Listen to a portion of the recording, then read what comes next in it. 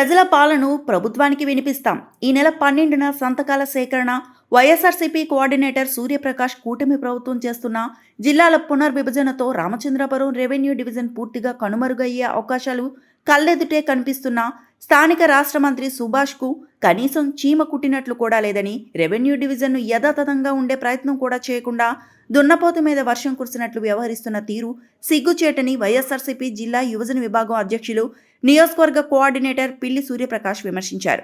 పట్టణంలోని గాంధీపేటలో గురువారం పార్టీ కార్యాలయంలో నియోజకవర్గంలో 3 మండలాలకు చెందిన పార్టీ నాయకులతో కలిసి ఆయన మీడియాతో మాట్లాడారు. పాత్రికేయ మిత్రులందరికీ కూడా నా హృదయపూర్వక నమస్కారాలు తెలియజేసుకుంటూ, గడిచిన కొన్ని రోజులుగా చంద్రబాబు నాయుడు గారి ప్రభుత్వం ఈ రాష్ట్రంలో ఉన్నటువంటి జిల్లాల పునర్విభజనలో భాగంగా ఏవైతే అభ్యంతరాలు ఉన్నాయో అవన్నీ కూడా 30 రోజులుగా లోపు తెలపండి అని కోరుతూ ఒక గెజిట్ నోటిఫికేషన్ ని ఈ కూటమి ప్రభుత్వం విడుదల చేయడం జరిగింది. అందులో భాగంగా ప్రత్యేకించి రామచంద్రపురం నియోజకవర్గం గురించి మనం మాట్లాడుకుంటే, రామచంద్రపురం రెవెన్యూ డివిజన్ లో గతంలో 8 మండలాలుగా ఈ రెవెన్యూ డివిజన్ ఉండేది. అంటే గత పాలకులు, అంటే ప్రత్యేకించి నియోజకవర్గంలో ఉన్నటువంటి పాలకులు ఎంతో కష్టపడి రామచంద్రపురం రెవెన్యూ డివిజన్ ని రామచంద్రపురం నియోజకవర్గంలో ఏర్పాటు చేయడం జరిగింది 8 మండలాలతో. కాలక్రమేణా అవి కాస్త 6 మండలాలు 2 మున్సిపాలిటీలకి పరిమితం అవడం జరిగింది గతంలో. కానీ ఈ కూటమి ప్రభుత్వం అధికారంలోకి వచ్చిన తర్వాత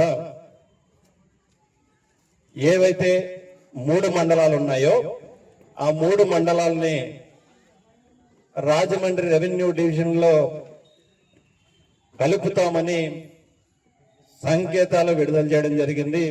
అక్కడ ఉన్నటువంటి స్థానిక శాసనసభ్యులు ఆ ప్రాంత యొక్క ప్రజల యొక్క మనోభావాలని, అభిప్రాయాలని ప్రభుత్వం దృష్టికి తీసుకువెళ్ళడం జరిగింది. కానీ ప్రత్యేకించి ఈ నియోజకవర్గం గురించి మాట్లాడుకుంటే, ఈ నియోజకవర్గంలో ఈ జిల్లాకు సంబంధించి కార్మిక శాఖ మంత్రి గారు ఉన్నారు, వాసంశెట్టి సుభాష్ గారు. మరి ఏం చేసినట్టు ఆయన అంటే, కనీసం ఎక్కడా కూడా ఈ రెవెన్యూ డివిజన్ ని నేను కాపాడుతానని ఎక్కడ కూడా ఒక్కటంటే ఒక్కట ప్రకటన కూడా విడుదల చేయలేదు ప్రభుత్వం తరఫున. నిమ్మకి నీరెత్తకుండా దున్నపోతు మీద వర్షం పడ్డట్టు వ్యవహరిస్తున్నారు తప్ప కనీసం ఈ ప్రాంత యొక్క ప్రజల యొక్క అభిప్రాయాన్ని, మనోభావాల్ని ప్రభుత్వం దృష్టికి తీసుకువెళ్తానని కూడా ఎక్కడా కూడా ఒక ప్రకటన కూడా విడుదల చేయలేదు. వాస్తవానికి ఈ ప్రాంత వ్యక్తి కాకపోయినప్పటికీ కూడా 2024 ఎన్నికల్లో ఈ ప్రాంత ప్రజలందరూ కూడా అత్యధిక మెజారిటీతో వారిని ఓట్లు వేసి గెలిపించడం జరిగింది. కానీ ఏనాడైనా చూస్తే ఎక్కడ కూడా వ్యక్తిగత అభిప్రాయాలు, ఆరోపణలకే ఆయన ప్రాధాన్యత ఇచ్చారు తప్ప ఈ ప్రాంతానికి సంబంధించి, ఈ ప్రాంత ప్రజల యొక్క అభిష్టానికి సంబంధించి ఏ రోజు పరిపాలన చేయలేదనేది ఈ సందర్భంగా మీ అందరూ కూడా తెలియజేసుకుంటున్నా. అందులో భాగంగానే ఏవైతే 3 మండలాలు ఉన్నాయో ఆ 3 మండలాలు కూడా రాజమండ్రి రెవెన్యూ డివిజన్ కి కలపబోతున్నారని ప్రభుత్వం సూచనాప్రాయంగా తెలపడం జరిగింది. ఈ సందర్భంగా వైఎస్ఆర్ కాంగ్రెస్ పార్టీ తరఫున మేము డిమాండ్ చేయబోతున్నాం, ఏవైతే గతంలో రామచంద్రపురం రెవెన్యూ డివిజన్ ఉందో ఆ రెవెన్యూ డివిజన్ ని యథాతథంగా కొనసాగించాలి అనేది ఈ సందర్భంగా మేము డిమాండ్ చేస్తున్నాం. కేవలం రెవెన్యూ డివిజన్లే కాదు, రెవెన్యూ డివిజన్ తో పాటు సబ్ డివిజనల్ ఆఫీసులు కూడా రామచంద్రపురం నియోజకవర్గంలోనే కొనసాగించాలనేది వైఎస్ఆర్ కాంగ్రెస్ పార్టీ తరఫున మేము డిమాండ్ చేయబోతున్నాం. ప్రభుత్వం 30 రోజులు గడువు ఇచ్చింది కనుక, ప్రజల యొక్క అభిప్రాయాలను తెలపనుంది కనుక, ఈ ప్రాంత ప్రజల యొక్క అభిప్రాయాలని మనోభావాల్ని ప్రభుత్వం దృష్టికి తీసుకువెళ్లాలని ఈ నెల 12వ తారీఖున revenue division Ramachandrapuram revenue division ని సబ్ డివిజనల్ ఆఫీసుల్ని కూడా ఎక్కడే కొనసాగించాలని కోరుతూ రామచంద్రపురం మున్సిపాలిటీ ఎదురుగుండా ఒక కార్యక్రమాన్ని నిర్వహించబోతున్నాం. ఈ యొక్క కార్యక్రమానికి రామచంద్రపురం నియోజకవర్గ ప్రజలందరూ కూడా వివిధ ప్రజా సంఘాలన్నీ కూడా సహకరించాలి.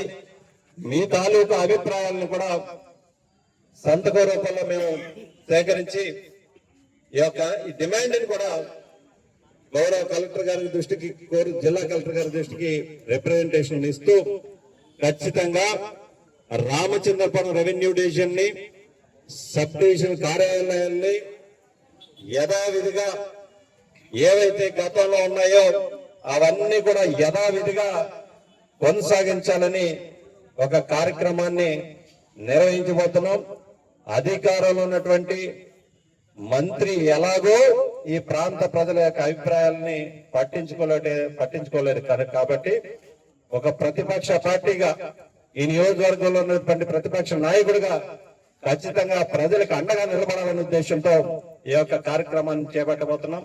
ఈ యొక్క కార్యక్రమానికి ప్రజలు, ప్రజా సంఘాలు, మేధావులు అందరూ కూడా పూర్తిగా సహకరించాలని మీ అందరు కూడా మరొకసారి కోరుకుంటూ సెలవు తీసుకుంటా ఉన్నా.